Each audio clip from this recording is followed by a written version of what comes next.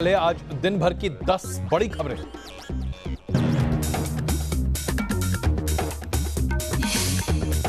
कश्मीर पर पाकिस्तान को केंद्रीय मंत्री जितेंद्र सिंह की दो टूक। कहा पीओके होगा हिंदुस्तान का अगला एजेंडा। संजय राउत बोले 2022 तक पीओके भारत का होगा हिस्सा।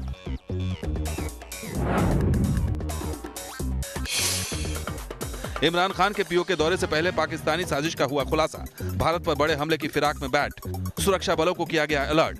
13 सितंबर को पीओके में रैली करने वाले हैं इमरान खान।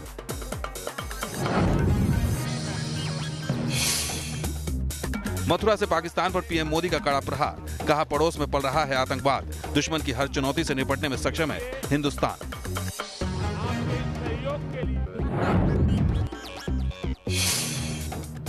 कश्मीर में सुरक्षा बलों को मिली बड़ी कामयाबी। लश्कर-ए-तैयबा के टॉप आतंकी आसिफ को किया ढेर। कश्मीर में पिछले दिनों कारोबारी के घर में घुसकर हमला करने का था आरोपी।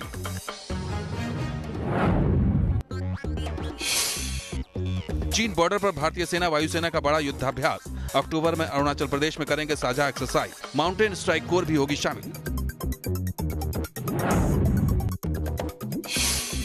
पीएम मोदी के प्रमुख सचिव बने पीके मिश्रा। नृपेंद्र मिश्रा की ली जगह। पीके सिन्हा को मुख्य सलाहकार की जिम्मेदारी।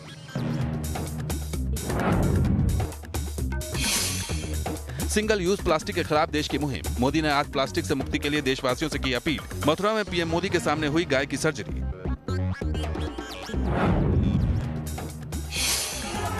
पश्चिम बंगाल में महंगी बिजली के खिलाफ बीजेपी का हल्ला बोल। कोलकाता में ममता सरकार के खिलाफ किया प्रदर्शन। पुलिस ने वाटर कैनन का किया इस्तेमाल।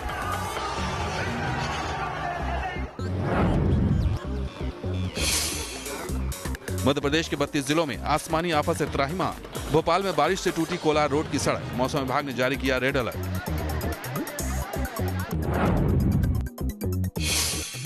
इराक में टिग्रिस नदी के टापू पर अमेरिकी फाइटर विमानों ने बरसाए 40,000 किलो बम। आईएस के आतंकियों ने कानूस द्वीप पर बना रखा था ट्रांजिट कैंप। इराक से सीरिया में जाते आते थे आतंकी।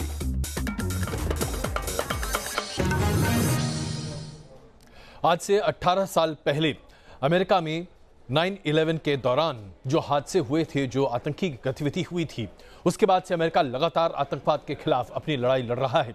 और इसी बाबत आपको हम दिखाने जा रहे हैं कैसे अमेरिका ने आईएसआईएस के ठिकानों पर 40,000 टन बम विस्फोट कराए हैं। और यह बताता है कि आज अमेरिका किस तरीके से आतंकवादियों के ऊपर लगातार कहर बरपा रहा है।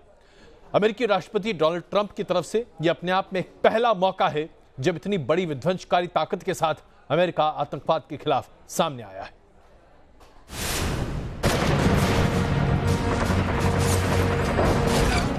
अमेरिकी बारूद से दहल गया इराक।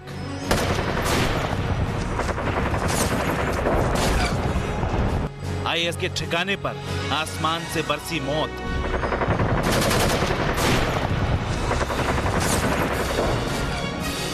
बगदादी के अड्डे पर मचा कोहराम। गिरे 36,000 किलो बम। निकल गया दहशतगर्दों का दम।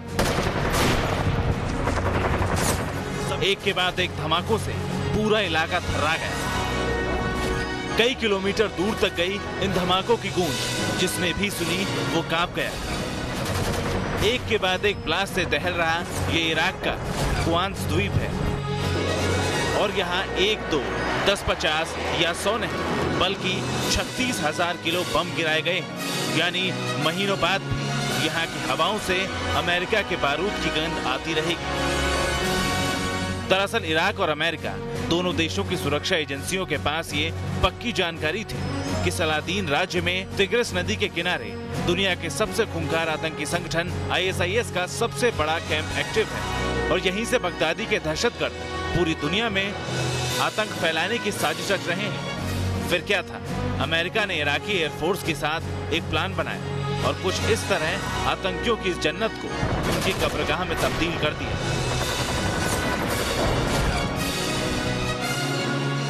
अमेरिकी एयरफोर्स के 2 आधुनिक fighter jets F-35 lightning II और F-15 फाइटर ईगल्स ने बगदादी के सबसे मजबूत गढ़ में 80,000 पाउंड यानी 36,000 किलो के बम गिराए और आईएसआईएस के इस ठिकाने को पूरी तरह नेस्तनाबूद कर दिया। अमेरिकी बमबारी में तबाह हुआ ये क्वांस आइसलैंड सीरिया, जजीरा डेजर्ट और इराक के बीच आने जाने की सबसे मुफीद जगह थी।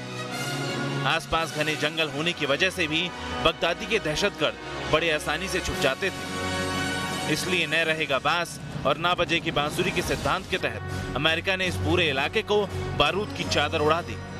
Team news nation.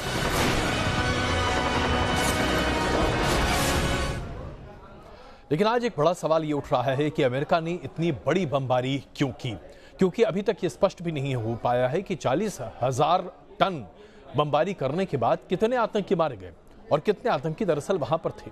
ये बात इसलिए लोगों को हैरान कर रही है क्योंकि अचानक ट्रंप सरकार ने इतनी बड़ी कार्रवाई का फैसला लिया। माना जा रहा है कि ईरान से लेकर तालिबान तक ट्रंप अपने पूर्व एनएसए के सलाहों से इतने परेशान हो चुके थे कि उन्होंने अपने एनएसए को हटाने के साथ ही ये सख्ती की कार्रवाई के आदेश पारित किए।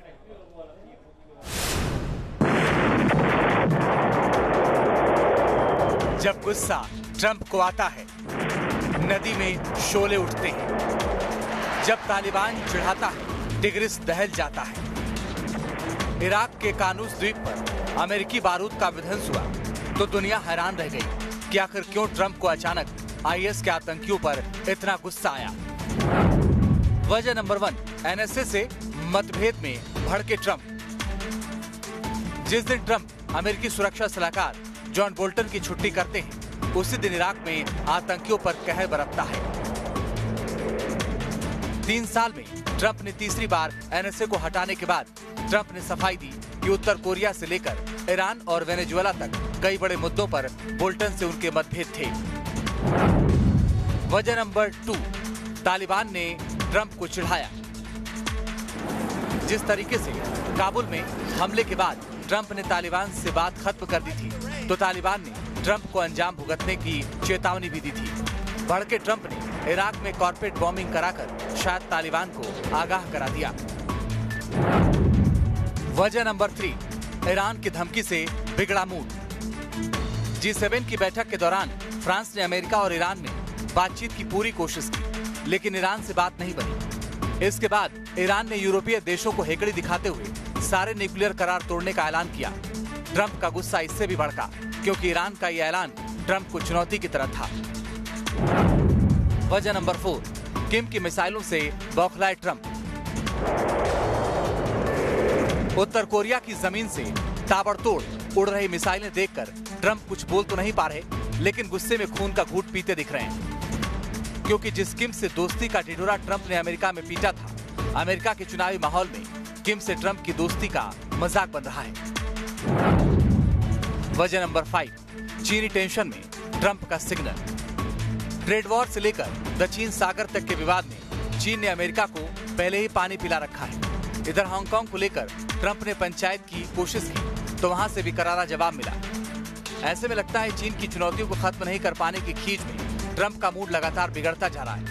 ऊपर से अमेरिका में ट्रंप को चुनावी नुकसान की टेंशन अलग से। ऐसे में लगता है कि इराक की बमबारी से ट्रंप ने एक बार फिर आक्रमण कूटनीति का चेहरा पेश करने की कोशिश की, जिसका फायदा उन्हें चुनाव में मिल सके। Team news nation. इसमें कोई शक नहीं है कि ट्रंप नीति कई मामलों में, खास करके विदेश नीति के मामलों में फ्लॉप नजर आती दिखाई दे रही है। लेकिन इसके साथ साथ आज जबकि 18 साल पहले 9/11 के हादसे ने पूरे अमेरिका को हिला दिया था, अफगानिस्तान ने एक बार फिर अमेरिकी दूतावास पर हमला कर यह साबित करने की कोशिश की है कि अफगानिस्तान थमा नहीं है। क्योंकि याद कीजिए 2001 में आतंकी हमले के बाद अमेरिका ने पूरे अफगानिस्तान को बम्स वर्षा से नेस्तनाबूद कर दिया था। लेकिन अफगानिस्तान और अफगानिस्तान स्थित तालिबान आज भी अमेरिका को 9/11 की याद दिलाते आ रहे हैं।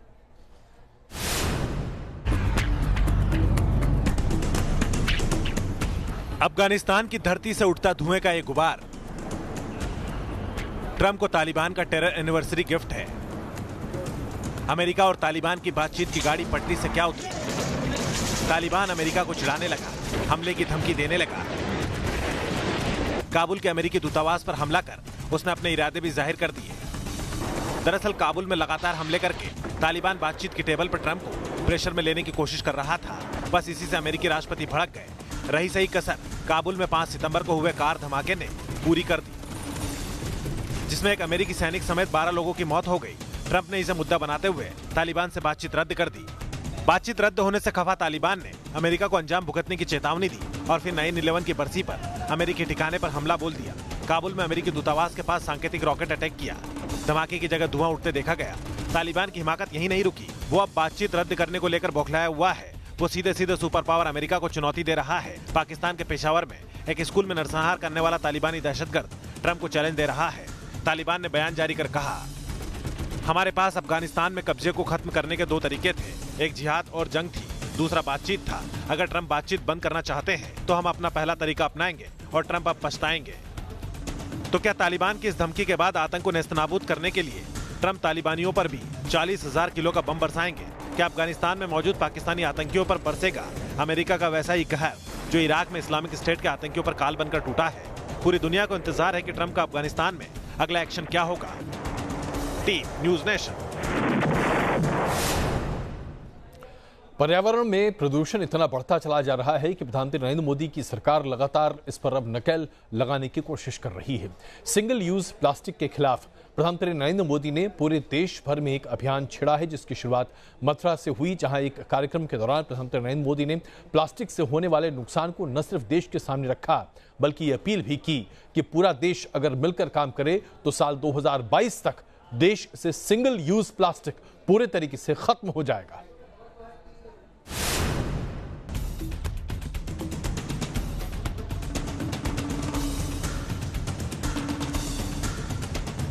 पर्यावरण सुरक्षा के लिए सबसे बड़ा कदम, प्लास्टिक मुक्त होगा हिंदुस्तान। पीएम मोदी का सपना, plastic free India. Single use plastic, क्या इससे देश को मुक्ति दिला सकते हैं? देश भर में 2 अक्टूबर से सिंगल यूज प्लास्टिक पर बैन लगने जा रहा है। उससे पहले ही सरकार ने सिंगल यूज प्लास्टिक के खिलाफ मुहिम छेड़ दी है। इसकी झलक मथुरा में देखने को मिली, जहां पीएम मोदी ने प्लास्टिक से आजादी के मिशन में हाथ बटाया। पीएम ने लोगों से प्लास्टिक से मुक्ति का संकल्प लेने की अपील की। दुकान में, बाजार में सब्जी लेने के लिए, कुछ भी खरीदारी के लिए जाएं तो साथ में अपना झोला, थैला, बैग जरूर लेकर के जाएं। कपड़े का हो, जूट का हो, अवश्य ले जाएं। आरोग्य पशु मेले में पीएम मोदी ने पॉलीथीन की वजह से बीमार हुई गायों की लाइव सर्जरी देखी। उसके बाद पीएम मोदी ने उन महिला श्रमिकों से बात की जो इस्तेमाल किए जा चुके प्लास्टिक को प्रोसेस करती हैं। जहां देखिए वहीं प्लास्टिक है और इसलिए पूरा दुनिया जो है कॉशस है और हम चाहते हैं कि भारत इसमें अग्रणी बने और प्रधानमंत्री जी जिस काम को उठाते हैं उसको क्या ठान लेते हैं, उसको पूरा करते हैं। और उन्होंने कहा दिया है कि प्लास्टिक को अब गुड बाय करने का समय आया है और ये फर्स्ट फेज में जो क्या कहते हैं कि जो सिंगल यूज प्लास्टिक जो है उसको क्या कहते हैं कि जैसे बोतल है या आपका थैला है, ये जो चीज़ें हैं इनको खत्म करने की जरूरत है। दरअसल सिंगल यूज प्लास्टिक पर बैन की तैयारी जोर शोर से चल रही है। इसके लिए मोदी सरकार ने टास्क फोर्स बनाई है, जिसमें 10 मंत्रालय शामिल किए गए हैं। कैबिनेट सचिव टास्क फोर्स की मॉनिटरिंग कर रहे हैं। तो पीएम मोदी ने तमाम मंत्रालयों को प्लास्टिक फ्री बनाने की अलग अलग जिम्मेदारी सौंपी है। रेलवे ट्रैक को प्लास्टिक फ्री बनाने की जिम्मेदारी रेल मंत्रालय को सौंपी गई है। रेलवे स्टेशनों पर भी कहीं भी सिंगल यूज प्लास्टिक का कचरा नजर नहीं आएगा। सड़क परिवहन मंत्रालय राजमार्गों को प्लास्टिक मुक्त करने की जिम्मेदारी निभाएगा। साथ ही सड़क बनाने में सिंगल यूज प्लास्टिक का इस्तेमाल किया जाएगा। उद्योगों में ईंधन के तौर पर भी सिंगल यूज प्लास्टिक का इस्तेमाल होगा। तो सिंगल यूज प्लास्टिक का विकल्प पेश करने की जिम्मेदारी उपभोक्ता मंत्रालय को सौंपी गई है। Team news nation. इसमें कोई शुक नहीं है कि सिंगल यूज प्लास्टिक आज पूरे पृथ्वी के लिए एक बहुत बड़ी समस्या है। दुनिया के तमाम देश प्लास्टिक से अब अपनी दूरी बना रहे हैं और हिंदुस्तान में ये अवचेतना बहुत आवश्यक है। लेकिन आप सोच रहे होंगे दरअसल ये सिंगल यूज प्लास्टिक क्या बला है। अब आपको हम बताने जा रहे हैं कि सिंगल यूज प्लास्टिक दरअसल किन किन चीज़ों में इस्तेमाल किया जाता है और आप कैसे उनके परहेज से पर्यावरण और पृथ्वी को सुरक्षित कर सकते हैं। ऐसा बताया जा रहा है कि 2 अक्टूबर को प्रधानमंत्री Narendra Modi single use plastic पर प्रतिबंध की घोषणा कर सकते हैं। सिंगल यूज प्लास्टिक यानी वो प्लास्टिक जिसका इस्तेमाल सिर्फ एक बार होता है। इस्तेमाल के बाद जिसे फेंक दिया जाता है, इसे डिस्पोजेबल प्लास्टिक भी कहा जाता है। रोजमर्रा की चीजों में इसका बड़े पैमाने पर इस्तेमाल होता है। महात्मा गांधी की 150वीं जयंती यानी 2 अक्टूबर से देश में प्लास्टिक से बने कई ऐसे प्रोडक्ट्स पर बैन लगाने का ऐलान किया जा सकता है, जिनमें खास तौर पर plastic bag, plastic straw, plastic के कप, प्लास्टिक से बनी प्लेट, प्लास्टिक की बोतल, प्लास्टिक की शीट्स शामिल हैं।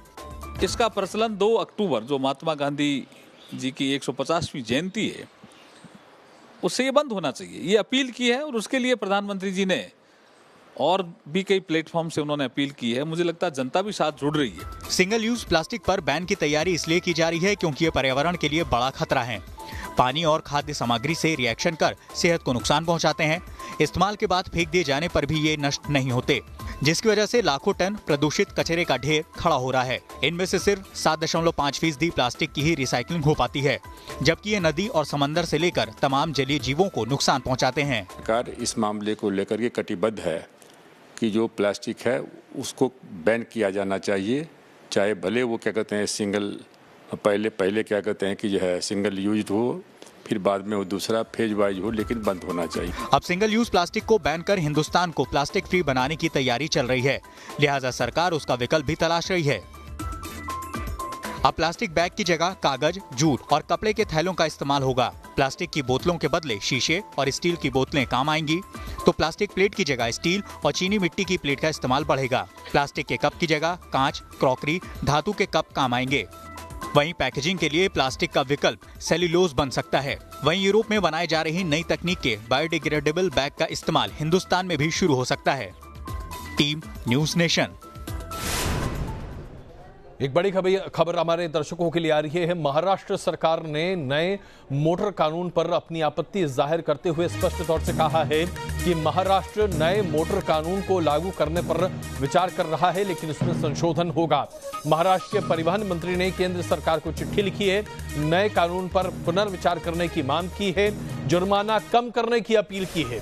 कल हमने आपको दिखाया था कि गुजरात सरकार ने कई अपराध के लिए जुर्माने को आधे से भी कम कर दिया है, जो कि नए मोटर कानून में विधित है।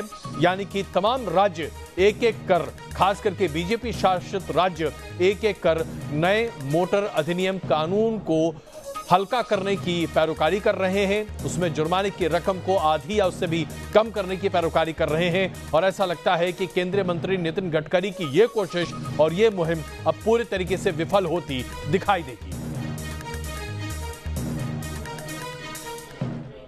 और आपको अमेरिका की ये तस्वीर दिखाते हैं, जहां मालगाड़ी दुर्घटना का शिकार हुई। इस हादसे में जबरदस्त तरीके से आग लगी।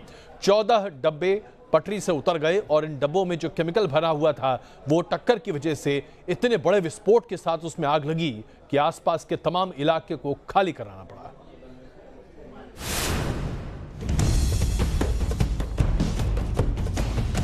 आसमान में उड़ता गहरे काले धुएं का गुबार,